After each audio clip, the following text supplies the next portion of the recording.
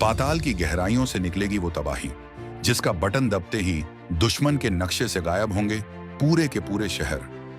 हवा में नहीं, अब समंदर उगलेगा वो आग, जिसकी तपिश से सेकंडों में पिघल जाएगा ड्रैगन का लोहे जैसा गुरूर।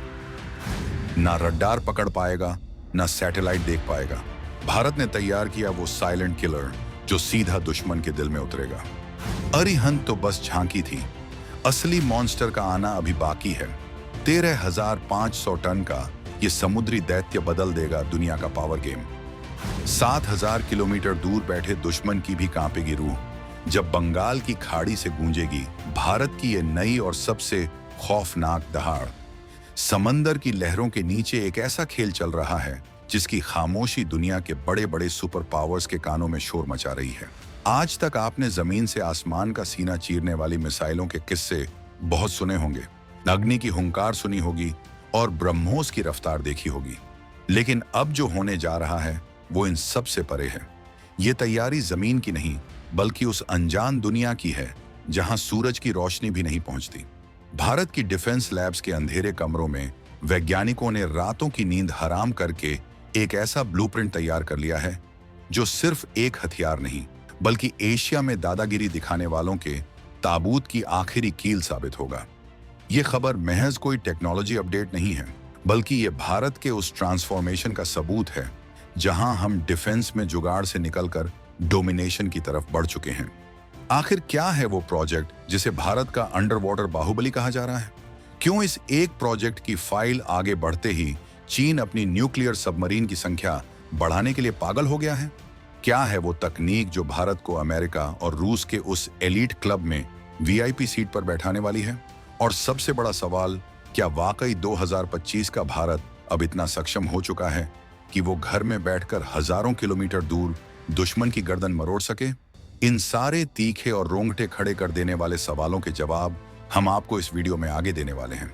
ये कहानी उस गेम चेंजर की है जिसे जानने के बाद आपका सीना गर्व से 56 इंच का नहीं बल्कि 100 इंच का हो जाएगा। हम आपको बताएंगे इस अंडर वाटर शिकारी की पूरी कहानी, तो बने रहिएगा वीडियो पर और इस संबंध में आपके जो भी विचार हो कमेंट में लिखकर जरूर बताइएगा।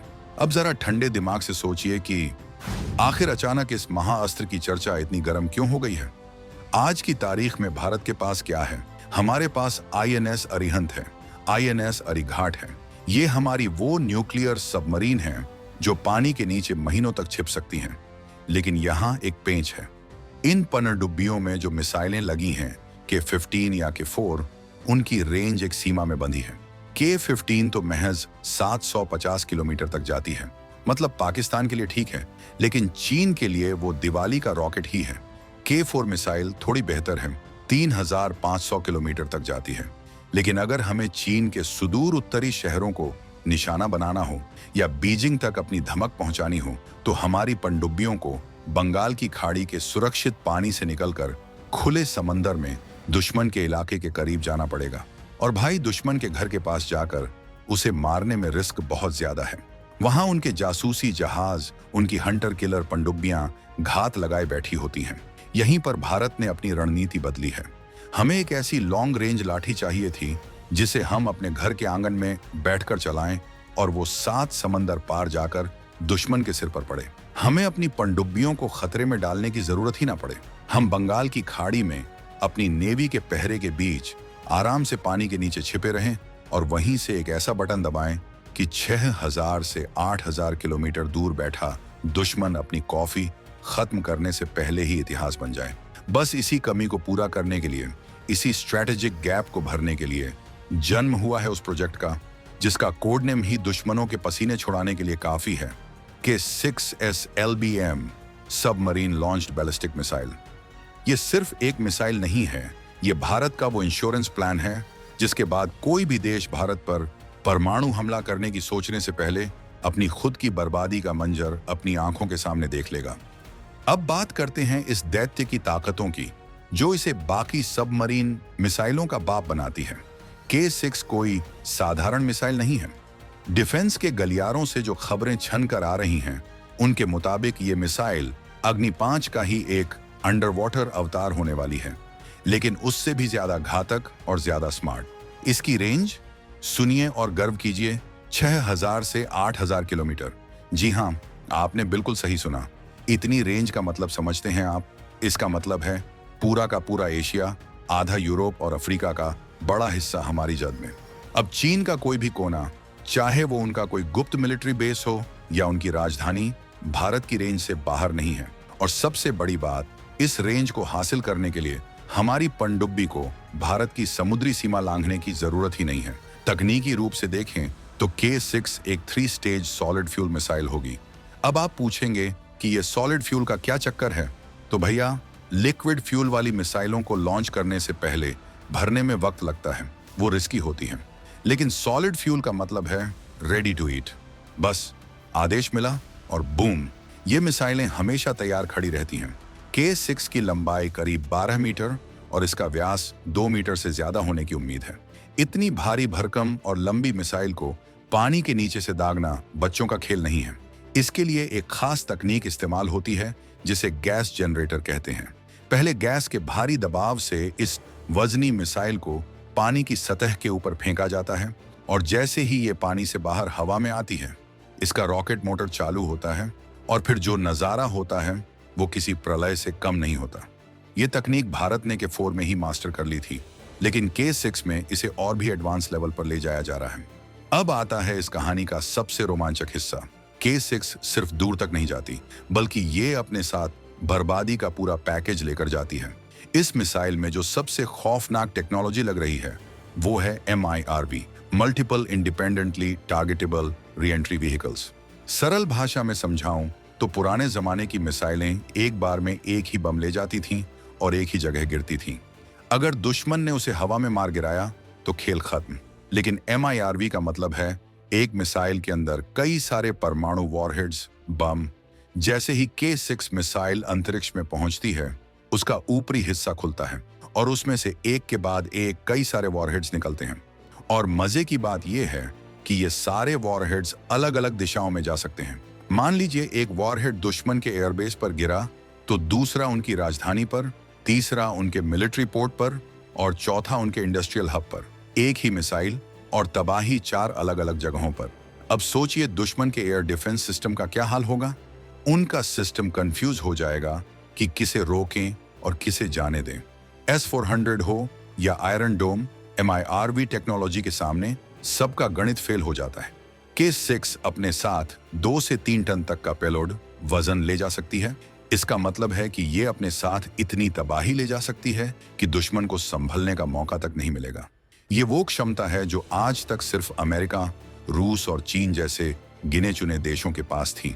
लेकिन अब भारत ने भी इस क्लब का दरवाजा लात मारकर खोल दिया है।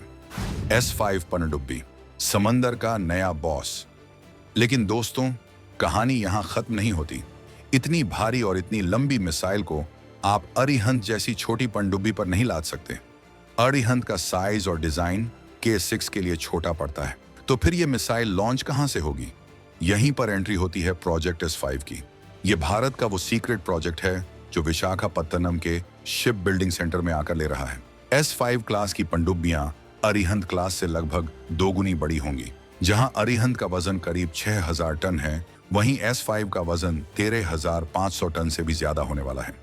ये पनडुब्बी नहीं, पानी के अंदर चलता फिरता एक शहर होगी। S5 को विशेष रूप से K6 जैसी भारी भरकम मिसाइलों को ढोने के लिए ही डिजाइन किया जा रहा है। रिपोर्ट्स की माने तो एक S5 पनडुब्बी अपने साथ 12 से 16 K6 मिसाइलें ले जा सकेगी।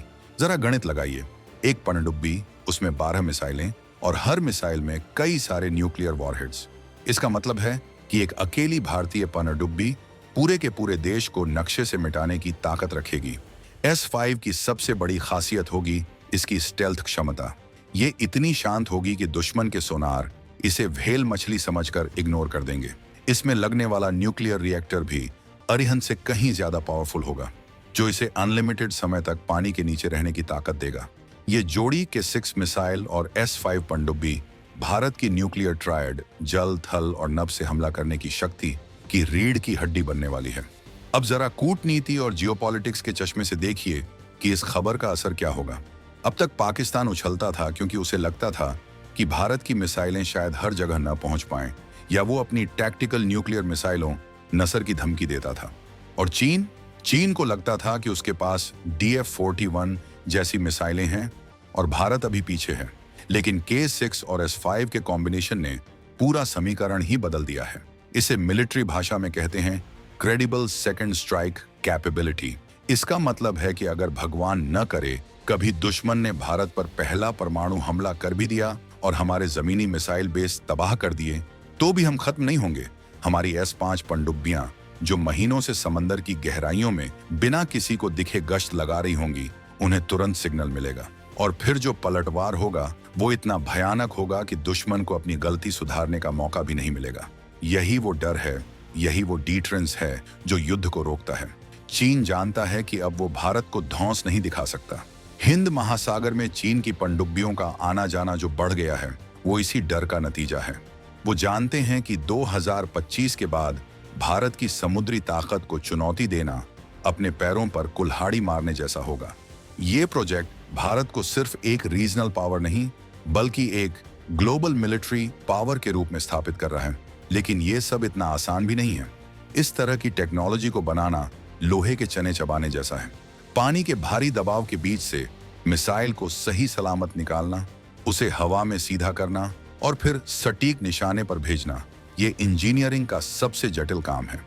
दुनिया के कई देश कोशिश करके फेल हो चुके हैं, लेकिन हमारे DRDO के वैज्ञानिकों और भारतीय नौसेना की जिद के आगे हर मुश्किल ने घुटने टेक दिए हैं। K6 के लिए नए तरह के मटेरियल तैयार किए गए हैं जो समंदर के खारे पानी और गहरे दबाव को झेल सकें। इसकी गाइडेंस सिस्टम के लिए स्वदेशी नेविगेशन सिस्टम का इस्तेमाल किया जा रहा है ताकि युद्ध के समय हमें किसी विदेशी GPS पर निर्भर न रहना पड़े।